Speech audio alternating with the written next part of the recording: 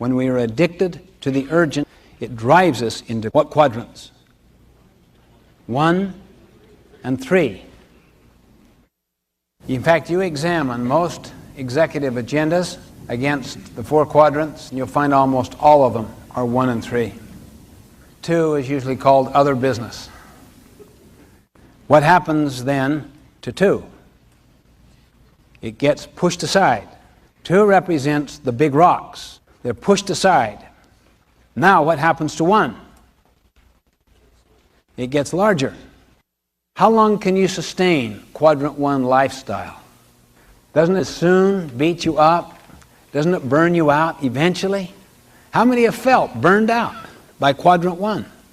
Managing fires, the pounding surf, mending fences. Eventually it takes its toll on your body, on your mind. But then the dilemma is faced. Where do you get time for quadrant 2?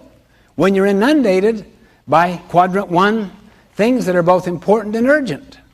You neglect quadrants 3 and 4. You literally say no. 4 isn't difficult. One of the reasons people move to 4 is because they are so beat up by 1. So 4 is essentially wasted anyway. Then the key is to take it from 3. Those things that are pressing, sometimes even popular, proximate, right in front of you, but not important, to say no to them.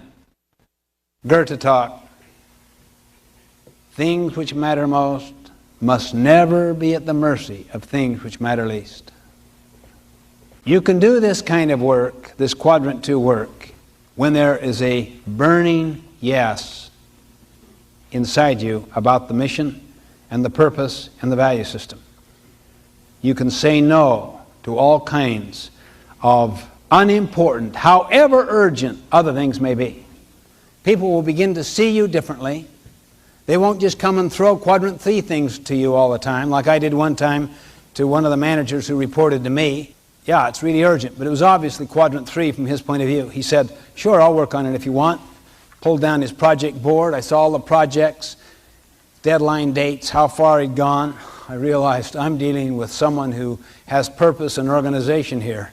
I'm not going to mess up this person's life and get involved in reordering this system. So I said, well, I'll find somebody else, and I threw it to another crisis manager.